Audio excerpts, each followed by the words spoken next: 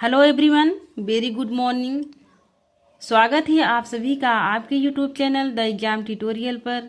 जिन लोगों ने चैनल को अभी तक नहीं सब्सक्राइब किया है प्लीज़ ज़रूर कर लेंगे, बेल आइकन को प्रेस कर लेंगे, जिससे आने वाले सभी वीडियो का नोटिफिकेशन आपको सबसे पहले मिलेंगे।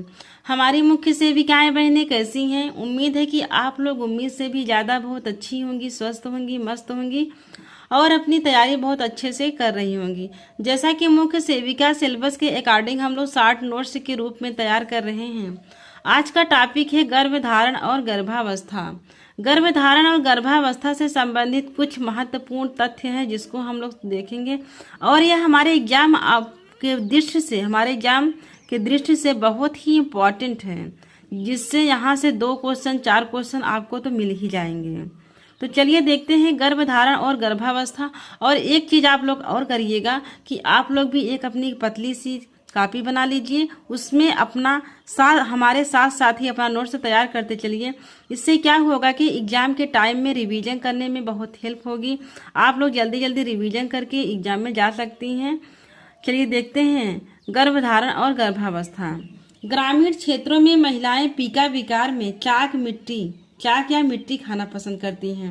जब महिलाओं को पीका विकार हो जाता तो क्या खाती हैं? चाक या मिट्टी खाना पसंद करती हैं। आगे मॉर्निंग सिकनेस क्या है? कि मॉर्निंग सिकनेस 4 से 8 सप्ताह तक आरंभ होती है। प्रेगनेंसी के 4 से 8 सप्ताह तक यह होती है एवं 14 से 16 सप्ताह बाद, जो 14 या 16 सप्ताह होता तो यह अपने आप ही समाप्त हो जाती है। मॉर्निंग सिकनेस जो होता है प्रेगनेंसी हुआ इसके 4 से 8 सप्ताह तक यह आरंभ हो जाती है। इसके बाद 14 से 16 सप्ताह के बाद यह अपने आप ही समाप्त हो जाता है। मॉर्निंग सिकनेस में क्या होता है? सुबह उठने पर उल्टी होती है, मितली होती है, हमेशा जैसे कि उल्टी होने के जैसा लगता रहता है, तो यह क्या है? मॉर्निंग सिकनेस है। यदि किसी बहनों को प्रेगनेंसी हुआ होगा तो उनको मालूम होगा कि कैसे होता है मॉर्निंग सिकनेस।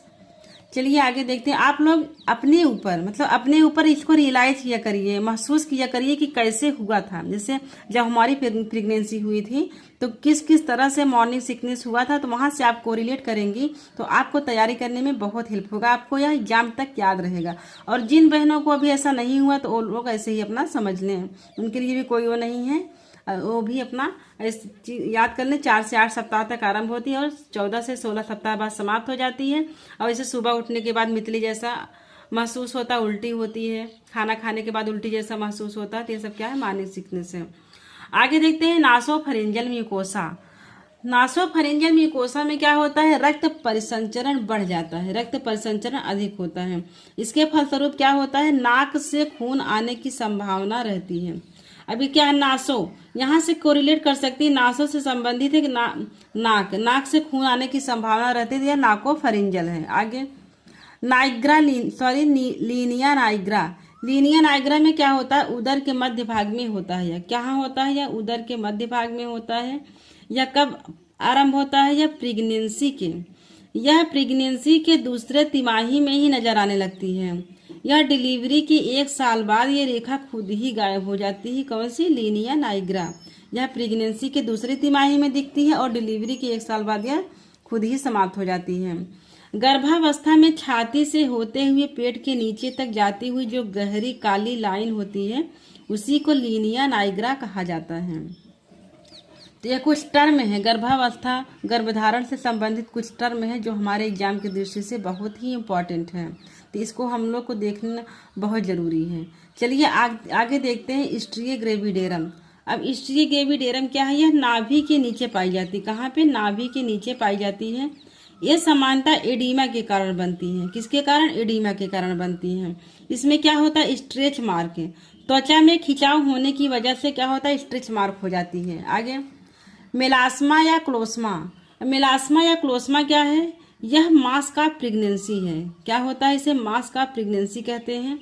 इसमें गर्भवती के चेहरे पर अनियमित चिन्ह पाए जाते हैं। जैसे प्रेगनेंसी में क्या होता है? कभी कभी छाये धब्बे दाग पड़ जाते हैं तो मुंह में या कहीं पूरे शरीर में कहीं भी, तो उसको क्या कहते हैं? मेलास्मा या क्लोस्मा कहते हैं। आगे पिगमेंटेशन में क्या होता है? गर्भवती में कुछ विशेष स्थानों पर हाइपर पिगमेंटेशन हो। जैसे कहीं कहीं पर तो हल्का सा ब्लैक सा हो जाता है, लेकिन कहीं किसी किसी विशेष स्थान पर ऐसा होता है कि बहुत ज़्यादा मतलब डार्क हो जाता है, तो उसे क्या कहते हैं, हाइपर पिगमेंटेशन।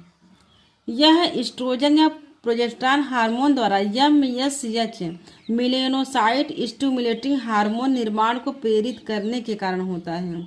यह मतलब हार्मोन जो होता है या इसके निर्माण को जब यह प्रेरित करने लगता है तो उस समय यह पिगमेंटेशन हो जाता है। अगला है एरोला मम्माई। एरोला मम्माई क्या होता है, निप्पल के चारों ओर का क्षेत्र होता है। जैसे निप्पल जो होता है इसके चारों ओर का जो क्षेत्र होता है हल्का सा ब्लैक मतलब या हल्का सा भूरा या हल्का ब्लैक सा रहता है, जिसे क्या कहते हैं, एरोला मम्माई कहते हैं। गर्भावस्था के दौरान यहाँ भी पिगमेंटेशन होता है। गर्भावस्था के दौरान यहाँ और ही ब्लैक हो जाता है, तो वहीं यहाँ पे ज़्यादा पिगमेंटेशन हो जाता है, तो इसे ही एरोला मम्माई कहते हैं। आगे है यूटीआई का फुल फॉर्म है यूरिनरी ट्रैक्ट इन्फेक्शन। क्या है, यूरिनरी ट्रैक्ट इन्फेक्शन।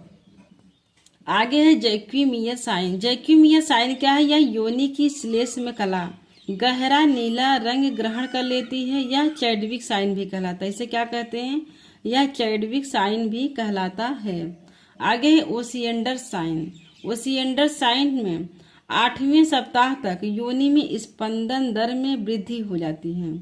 योनि में जब स्पंदन दर में वृद्धि हो जाती है तो क्या, ये ओसिएंडर साइन कहलाता है।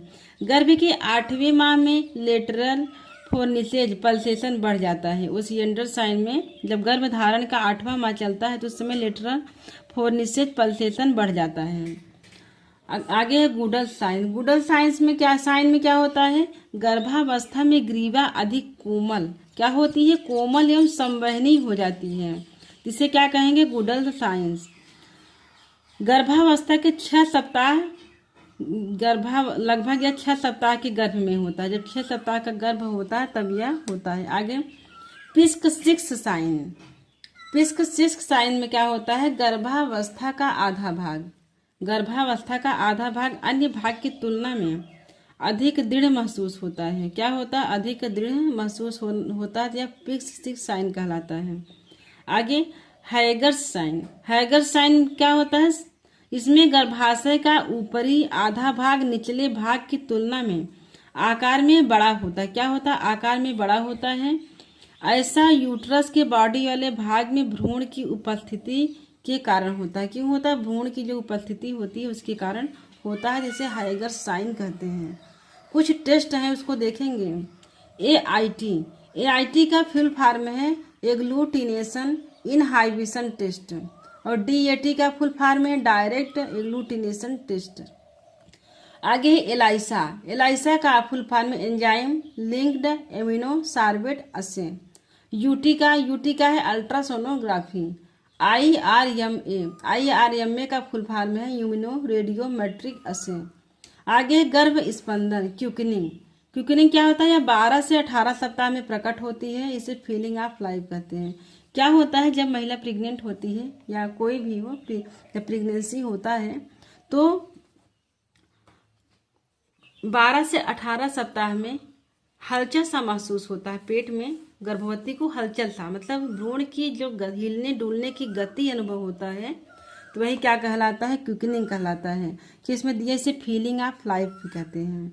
गर्भवती महिला को भ्रूण गति अनुभव सर्वप्रथम जब भ्रूण गति अनुभव होता तो उसे ही गर्भ स्पंदन या क्विकनिंग कहते हैं।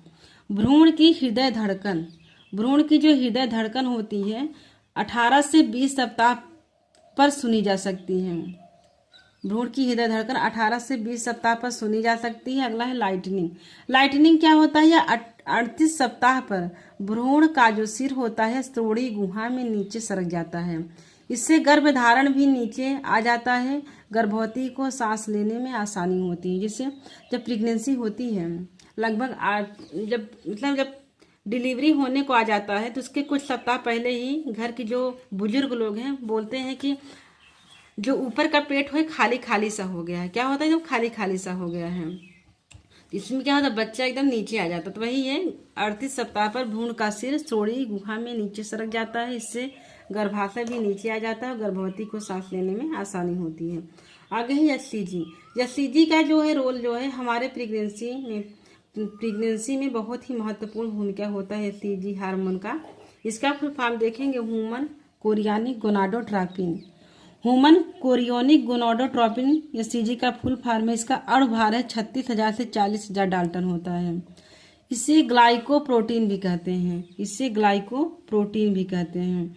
अब हम लोग क्विकनिंग और लाइटनिंग में थोड़ा अंतर समझेंगे। क्विकनिंग क्या होता है, जब प्रेगनेंसी के बाद बच्चे का अपने पेट में जब पहली हलचल होती है, पहली जब बच्चे सर्वप्रथम हिलते डुलते हैं, तो वही क्या होता है, माँ को अनुभव होता है कि बच्चा हिल रहा है, इधर से उधर लात मार रहा है, तो यही क्या कहलाता है, क्विकनिंग कहलाता है। और लाइटनिंग क्या होता है, प्रेगनेंसी के लास्ट स्टेज में होता है। जब डिलीवरी होने को होता है तो बच्चा एकदम नीचे आ जाता है, तो यही क्रिया क्या कहलाती है, लाइटनिंग कहलाती है। तो आप लोग इसका अंतर समझ लेंगे। थैंक यू दोस्तों। वीडियो को लाइक एंड सब्सक्राइब करें और अपने दोस्तों को शेयर जरूर करें। प्लीज़ आप लोग कमेंट जरूर किया करें और लाइक जरूर कर दिया करें। इससे क्या होता है कि हमको भी मोटिवेशन मिलता है कि हमारी बहनें इतना एक्टिव हैं और हमारा साथ दे रही हैं। Thank you.